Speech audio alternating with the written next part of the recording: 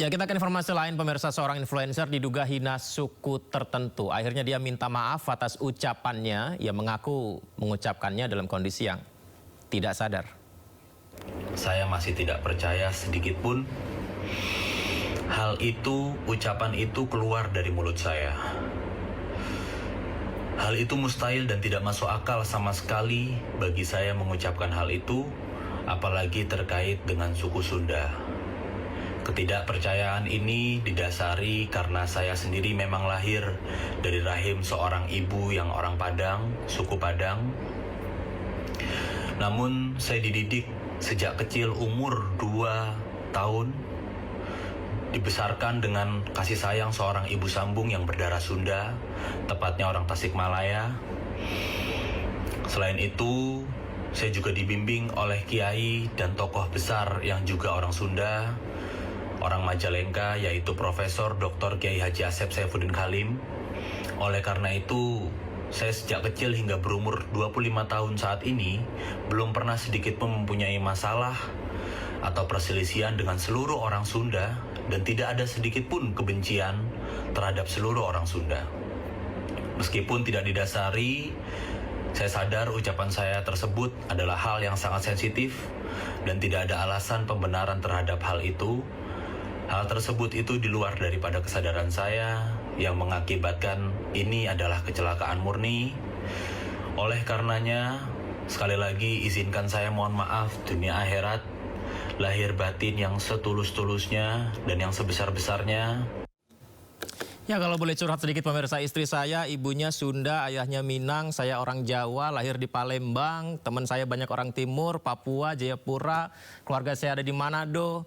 Tentu tidak ada tempat untuk pernyataan rasis suku di negeri ini ya. Izin jadi curhat ini. Ya, sebelumnya informasi pemirsa, influencer diduga hina suku tertentu saat live streaming viral di media sosial. Jelas ini mendapatkan kontroversial dan ditanggapi juga oleh Wakil Gubernur Jawa Barat meminta polisi menangkap segera pelaku. Bandung dia.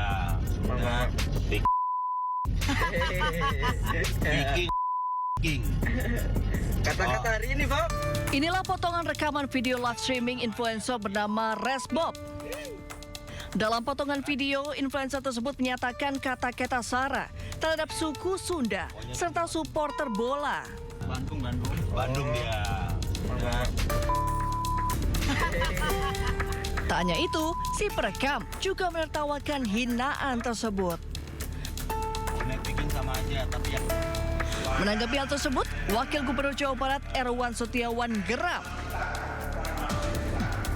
Erwan meminta pihak kepolisian untuk memproses serta menangkap pemilik akun, yaitu Resbob, karena sudah menyatakan ujaran kebencian terhadap suku Sunda. Saya terus terang, saya sebagai seorang yang terlahir dari suku Sunda, saya merasa sangat terhina, saya sangat marah. Saya berharap kepolisian segera menangkap orang tersebut karena ini sudah sara. Ini bisa memecah belah kesatuan bangsa. Bandung dia. Tak hanya Wakil Gubernur Jawa Barat, warganet asal suku Sunda juga geram dan marah dengan pernyataan sara dari influencer tersebut. Dari Bandung, Jawa Barat, Ervan David, iNews melaporkan. Ya, sekali lagi pemirsa, tidak ada tempat untuk pernyataan rasis suku di Indonesia ya. Kita beralih ke informasi lain. Jelang libur Natal dan Tahun Baru, layanan serta pengaturan lalu lintas mulai diberlakukan di sejumlah wilayah di Indonesia.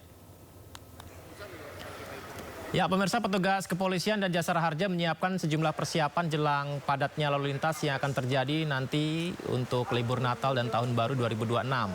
Jadi Korlantas sudah memetakan titik-titik mana saja yang berpotensi macet atau lalu lintas mengalami kepadatan dan menyiapkan sejumlah antisipasi rekayasa lalu lintas. Sementara itu, Jasara Harja sendiri mendirikan 76 titik pos layanan terpadu untuk layani masyarakat selama Nataru di sepanjang Jawa, Bali, Lampung, dan Sumatera Selatan. Diharapkan dengan adanya pos tersebut, masyarakat bepergian mudik bisa memanfaatkannya dengan maksimal. Diwakili oleh Jasara Harja bersama dengan Korlantas Polri sepanjang Nataru ini sudah menyiapkan di 76 titik pos pelayanan terpadu itu di sepanjang Jawa, Bali, Lampung, dan Sumatera Selatan.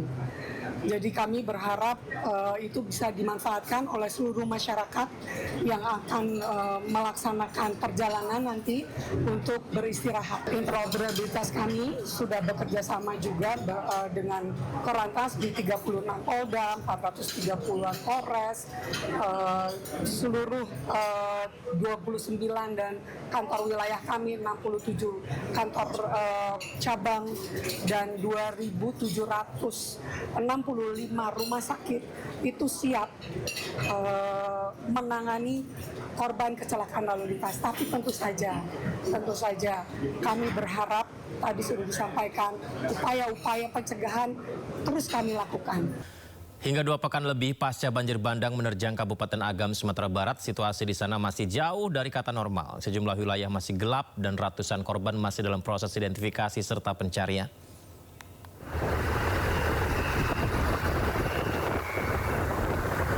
Dan seperti inilah pemirsa kondisinya, gelap gulita, tidak ada penerangan listrik di jalanan, seluruh kawasan gelap. Dialami warga di kawasan terdampak banjir bandang Kecamatan Palembayan, rumah-rumah, tempat-tempat pengungsian, semuanya gelap. Jaringan listrik belum sepenuhnya menyala, khususnya di daerah yang jauh dari jalan raya terisolir.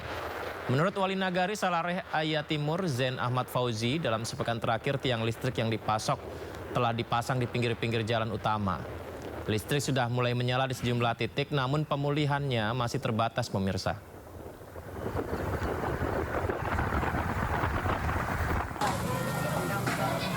Hingga malam tadi, Posko Tanggap Darurat Kabupaten Agam mencatat 192 korban meninggal dunia, serta 72 orang masih hilang dalam pencarian. Di Nagari Salareh AIA Timur, korban meninggal tercatat 35 orang. 35 lainnya masih belum ditemukan. Bantuan terus datang ke posko pengungsian, sementara petugas memberikan dukungan trauma healing kepada anak-anak. Cuaca hujan deras yang kadang mengguyur kawasan secara tiba-tiba kerap menghambat aktivitas dan pendistribusian bantuan.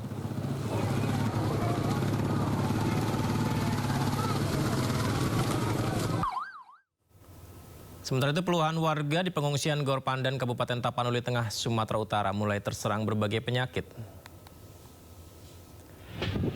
Ini adalah kondisi di Gor Pandan. Gor Pandan, ratusan pengungsi hidup dengan fasilitas terbatas seperti yang Anda saksikan ini, pemirsa. Pengungsi-pengungsi ini, ada yang menggendong bayi, banyak anak-anak, dan ternyata ketersediaan air bersih sangat minim. Dan akibat kondisi ini menjadi memicu meningkatnya keluhan kesehatan pengungsi seperti diare, gatal-gatal mulai dialami sejumlah warga. Pengungsi mengaku masih membutuhkan selimut karena sebagian lainnya tidur di atas terpal, sehingga jika hujan mereka sangat kedinginan. Petugas kesehatan mencatat sejak Rabu lalu sudah ada 60 orang yang sakit, pemirsa.